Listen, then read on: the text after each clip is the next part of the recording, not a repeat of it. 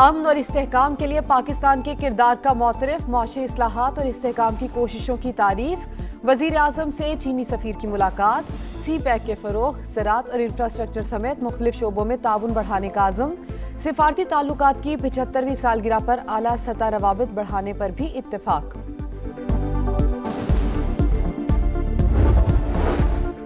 ایران مذاکرات کر رہا ہے، ڈیل کے لیے بھی بےتاب ہے۔ ایرانی قیادت کو ڈر ہے کہ معاہدے سے انکار کیا تو ہمارے ہاتھوں مارے جائیں گے۔ امریکی صدر ڈونلڈ ٹرمپ کا دعویٰ۔ تقریب سے خطاب میں کہا B-2 بمبار طیاروں نے جوہری تنصیبات تباہ کر دی۔ ایران مشن مکمل کرنے کی تیاری کر رہے ہیں۔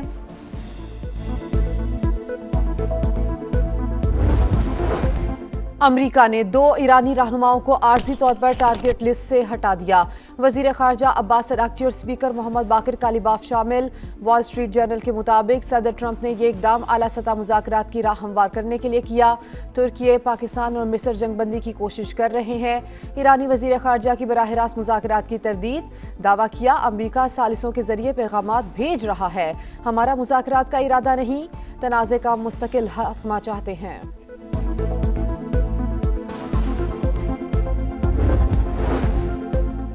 ایران نے جرأت اور حوصلے کی نئی مثال قائم کی۔ پاکستانی قوم ایرانی عوام کو خراج تحسین پیش کرتی ہے۔ وفاقی وزیر مواصلات عبدالعلیم خان کی ایرانی سفیر سے ملاقات۔ تجارتی اور 2 طرفہ امور پر گفتگو۔ تعلقات کی مضبوطی اور باہمی رابطوں کے فروغ پر اتفاق۔ ڈاکٹر رضا امیری مقدم نے کہا پہلے کی طرح ایران کو اس بار بھی فتح نصیب ہوگی۔ عالمی منڈی میں خام تیل کی قیمتوں میں پھر اضافہ۔ برطانوی کروڈ $104 پر آ گیا۔ امریکی کروڈ $92 فی بیرل پر ٹریڈ۔ سٹاک مارکیٹ میں مندی، 1600 سے زائد پوائنٹس کی کمی۔ 100 انڈیکس 1,56,600 پر آ گیا۔ ایشیائی سٹاک مارکیٹس میں ملا جلا رجحان۔ طیاروں میں استعمال ہونے والے ایندھن کی قیمت میں بڑا اضافہ۔ جیٹ فیول $176 سے بڑھ کر $417 فی لیٹر تک جا پہنچا۔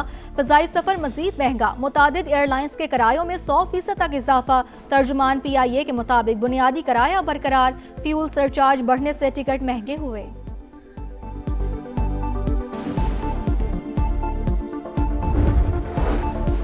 ترقیاتی بجٹ میں کٹوتی پر خیبر پختونخوا حکومت کو تحفظات۔ 100 ارب میں سے $6.5 ارب سابق فاٹا کے شامل۔ فیصلے پر وفاق حکومت سے نظر ثانی کی درخواست کریں گے۔ مشیر خزانہ مزمل اسلم کا ٹویٹ، لکھا اتنی ہی مجبوری تھی تو وزیر اعظم اور MNA فنڈز کی کٹوتی کر لیتے۔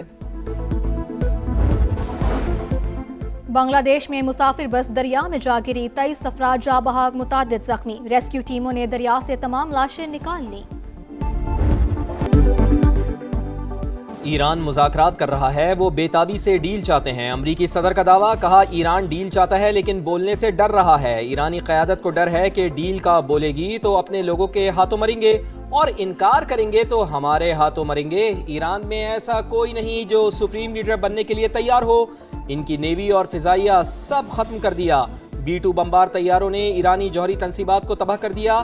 ایران کی جوہری ہتھیار حاصل کرنے کی کوشش ناکام ہو گئی۔ بولے فیک نیوز دیکھیں تو ایسا لگتا ہے کہ ہم ہار رہے ہیں، لیکن میں نے 8 جنگیں رکوائیں اور 1 جنگ جیت بھی رہے ہیں۔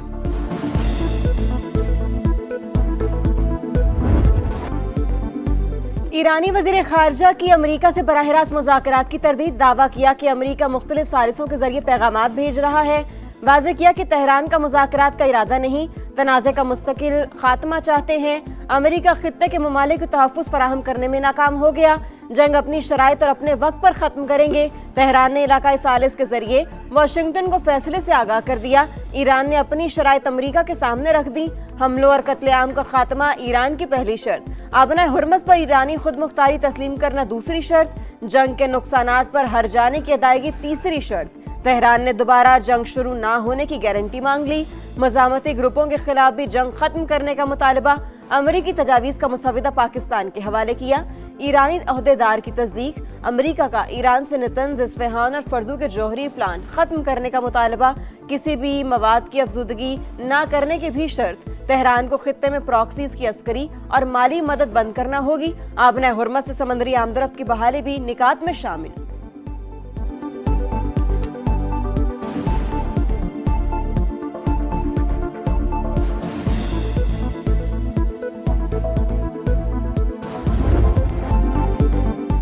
15 نکات سے متعلق مس انفارمیشن بہت زیادہ، مذاکرات سے متعلق بہت سے مفروضات ہیں لیکن سرکاری اعلان ہونے تک انتظار کریں۔ ترجمان وائٹ ہاؤس کی پریس بریفنگ، کہا بہت حساس بات چیت جاری ہے، ایران سے کون مذاکرات کر رہا ہے ابھی نہیں بتا سکتے۔ تہران مزید غلط اندازے لگانا بند کرے، غلط فہمیوں سے بچے، حقیقت تسلیم نہ کی تو امریکہ سب سے بڑا حملہ کرے گا۔ 5 روزہ ڈیڈ لائن میں توسیع کا فیصلہ صدر ڈونلڈ ٹرمپ ہی کر سکتے ہیں۔ ایران سے مذاکرات کے ساتھ ساتھ زمینی آپریشن پر بھی غور، امریکہ کا مزید 2500 فوجی مشرق وسطی بھیجنے کا اعلان، فرسٹ کامبیٹ بریگیڈ کے کمانڈرز لاجسٹک سپورٹ یونٹس بھی شامل۔ پینٹاگون کی تصدیق، ایران کی بھی بھرپور تیاری۔ امریکی میڈیا کے مطابق ایران خاک جزیرے پر مزید اہلکار، دفاعی نظام اور میزائل نصب کر رہا ہے، ساحل کے قریب بارودی سرنگیں بھی نصب کر دی۔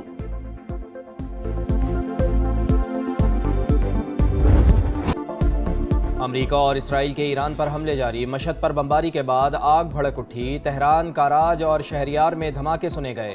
سعودی وزارت دفاع کا مشرقی ریجن میں 2 ڈرونز گرانے کا دعویٰ، ایران میں 10,000 سے زائد فوجی اہداف کو نشانہ بنایا۔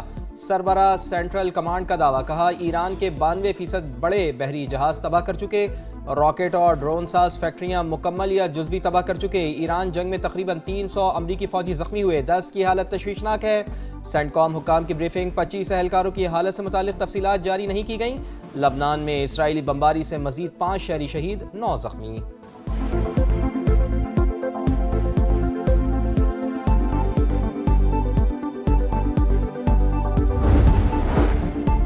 آبنائے ہرمز کھلوانے کے جتن، 30 ممالک کا آبنائے عالمی گزرگاہ میں تجارت یقینی بنانے کے لیے اتحاد بنانے پر غور۔ میڈیا کے مطابق برطانیہ اور فرانس اس ہفتے فوجی مذاکرات کی صدارت کریں گے، مقصد خطے میں کشیدگی کم کرنا، عالمی توانائی کی ترسیل کو یقینی بنانا۔ خلیجی ممالک کا عراق سے ایرانی گروپس کے حملے رکوانے کا مطالبہ، مشترکہ بیان جاری، واضح کیا کہ عراق اپنی سرزمین سے مسلح گروپوں کے حملے فوری روکے اور مسلح گروپوں کے خلاف مؤثر کارروائی کرے۔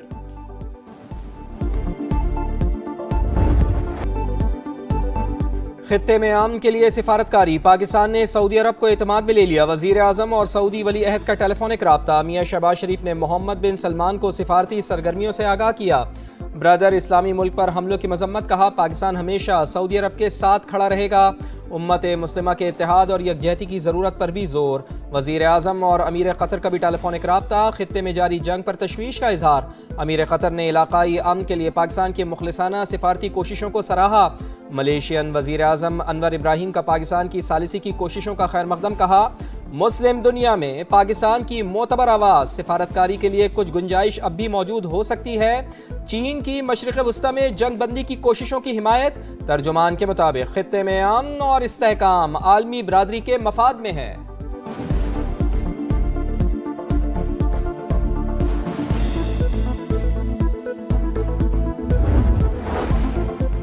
جنگ بندی کرانے میں پاکستان تنہا نہیں، چین بھی شامل، ترکی اور سعودی عرب کی بھی حمایت حاصل ہے۔ پاکستان کی کوشش ہے کہ ایران اور سعودی عرب کا براہ راست ٹکراؤ نہ ہو۔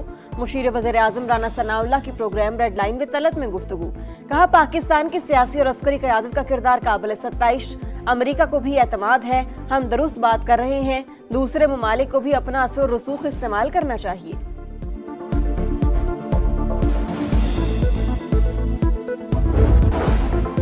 جنگ کے اثرات سے نمٹنے کے لیے جتن، ملک بھر میں اسمارٹ لاک ڈاؤن لگانے پر غور، توانائی اور فیول کی بچت کے لیے 1 ماہ کے لیے ہائبرڈ ورکنگ ماڈل نافذ کرنے کی تجویز۔ 5 روزہ سرکاری دفاتر میں 3 دن حاضری اور 2 دن آن لائن کام ہوگا۔ 6 روزہ سرکاری دفاتر میں 4 دن حاضری اور 2 دن آن لائن کام کی تجویز۔ نجی دفاتر میں بھی 50% آن لائن ورکنگ کا آپشن۔ بازار اور شاپنگ سینٹرز جلد بند کرنے کا پلان۔ شادی ہالز اور تقریبات میں ون ڈش کی پابندی، 200 سے زائد افراد شرکت نہیں کر سکیں گے۔ بجلی اور فیول کی سہولیات میں 3 ماہ کے لیے 50% کمی کی تجویز۔ سرکاری گاڑیوں کے استعمال پر سخت پابندیاں۔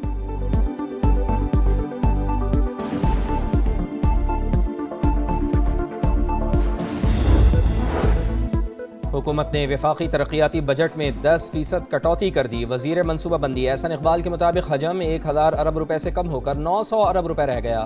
100 ارب روپے کمی کا مقصد پیٹرولیم مصنوعات کی قیمتیں نہ بڑھانا ہے۔ وزیر اعظم کی زیر صدارت موجودہ علاقائی صورتحال پر جائزہ اجلاس، خلیجی ممالک کو اشیاء خورنوش کی فراہمی میں پیش رفت پر اظہار اطمینان۔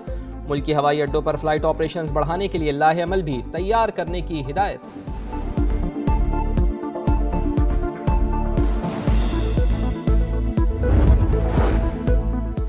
کم آمدنی والے شہریوں کو فیول سبسڈی ملے گی۔ حکومت نے موبائل ایپ تیار کر لی۔ موٹر سائیکلوں رکشہ کے لیے کوٹا بیسڈ فیول سکیم متعارف کرانے کا فیصلہ۔ کوٹا رجسٹریشن نمبر اور شناختی کارڈ سے منسلک ہوگا۔ صارفین کو ایپ کے ذریعے ڈیجیٹل واؤچر جاری ہوں گے۔ شکایات کے ازالے کے لیے 24 گھنٹے مانیٹرنگ سسٹم فعال ہوگا۔ کفایت شعاری سے متعلق سندھ حکومت کے اقدامات۔ صوبائی کابینہ کا 3 ماہ کی تنخواہ نہ لینے کا فیصلہ۔ جمعے کے روز ورک فرام ہوم ہوگا۔ وفاق نے لاک ڈاؤن کا فیصلہ کیا تو سندھ حکومت بھی عمل درآمد کرے گی۔ وزیر اطلاعات شرجیل انعام میمن کا اعلان، عوام کے تعاون سے ہی ایندھن کی بچت اور توانائی کے ذخائر کا تحفظ ممکن قرار۔